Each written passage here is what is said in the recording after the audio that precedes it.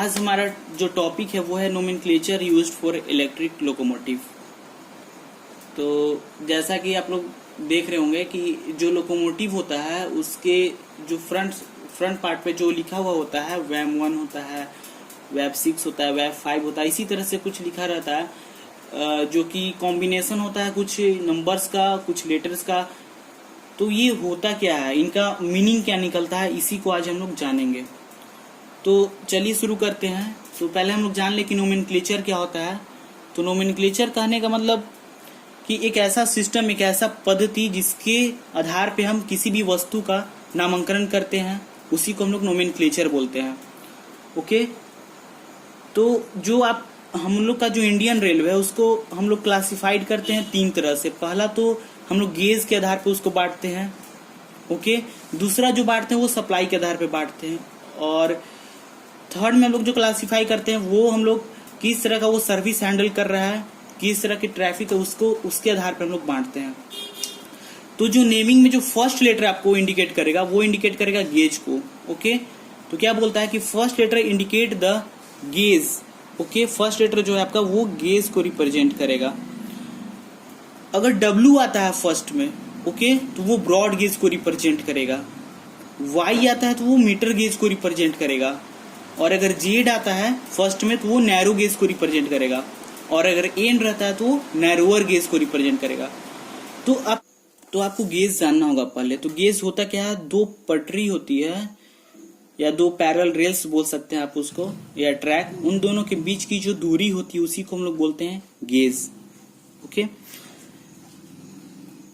तो अब हम लोग देखते हैं जो सेकेंड लेटर हमारा होता है वो रिप्रेजेंट करता है सप्लाई को। ओके, अगर ए आता है तो वो एसी सप्लाई को रिप्रेजेंट करेगा, सी है तो वो डीसी सप्लाई को रिप्रेजेंट करेगा, डी है तो वो डीजल को, और अगर सी आता है तो एसी प्लस डीसी ये दोनों को रिप्रेजेंट करता है।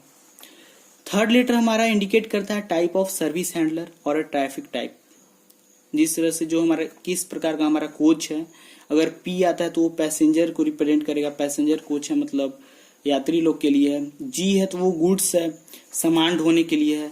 एम है तो दोनों मिक्स्ड है, पैसेंजर प्लस गुड्स। ओके, और अगर एस है सेंटर जो कि लोडिंग अनलोडिंग के लिए यूज किया जाता है स्टेशन पे, तो उसके लिए है एस का यूज करेंगे। अगर यू है तो आपका ईएमयू के लिए आ रहा है। ईएमयू बेसिकली आपका बड़े बड़े शहरों में चलता है, जैसे हैदराबाद हो गया, मुंबई हो गया, हैदराबाद लोकल्स, मुंबई लोकल्स, और बड़े बड़े जो शहर होते हैं वहां पे आपका ईएमयू चलता है, एमईएमयू चलता है, डीएमयू चलता है।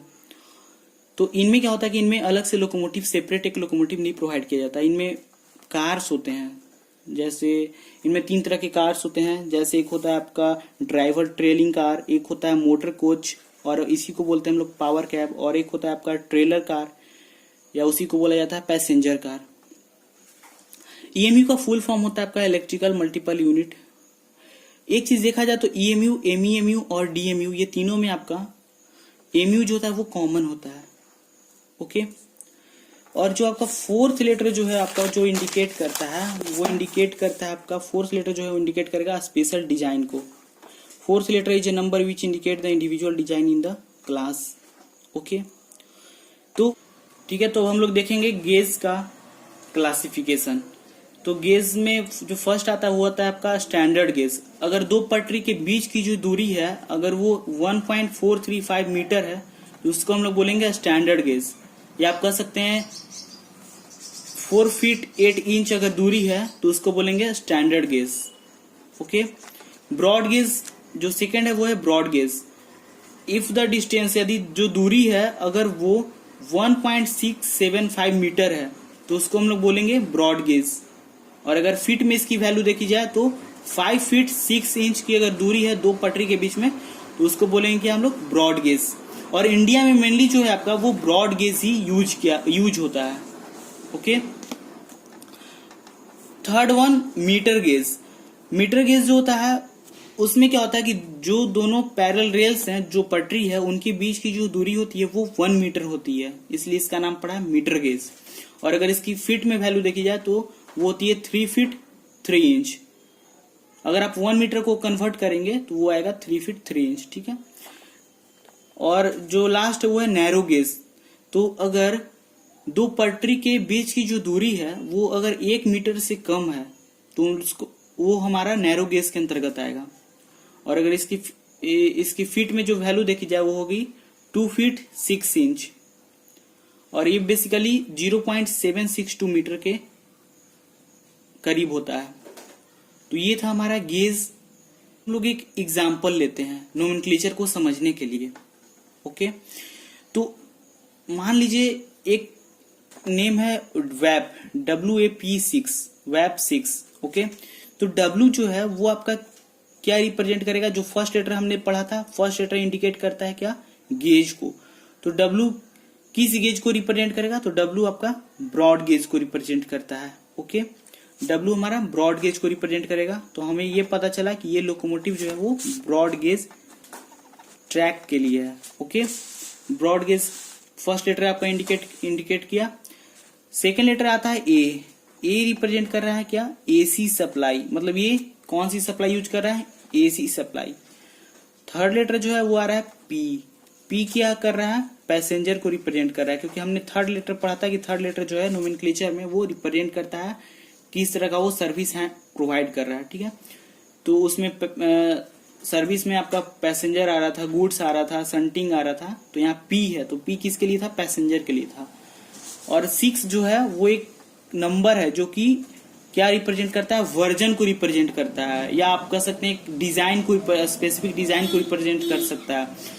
तो जैसे अगर वैप 6 है तो इसके पहले वैप 1, वैप 2, वैप 3, वैप 4, वैप 5 इस तरह से वर्जन आया होगा, और ये हमारा ये वैप 6 है। ओके, तो ये वर्जन को भी रिप्रेजेंट करता है। जैसे जैसे वर्जन बढ़ते जाता है वैसे वैसे उसके फंक्शंस बढ़ते जाते हैं। ओके, तो ये आपको पता चला कि कैसे हम लोग यहाँ पे जानते हैं, इसको कैसे रीड करते हैं, ये हमने जाना। अगर उसी तरह से आपका वैप 7 है, WAP वैप 7, तो W जो है वो क्या फिर से रिप्रेजेंट करेगा? वो ब्रॉड गेज को रिप्रेजेंट करेगा। ये जो है आपका वो AC सप्लाई को रिप्रेजेंट कर रहा है कि इसे AC सप्लाई दी जा रही है। P जो है वो रिप्रेजेंट कर रहा है क्या? पैसेंजर है, पैसेंजर सर्विस प्रोवाइड की जा रही है। और 7 जो है वो रिप्रेजेंट कर रहा है वर्जन को। ठीक है, तो ये इस तरह से हम लोग रीड करते हैं इसको। Okay guys, thank you.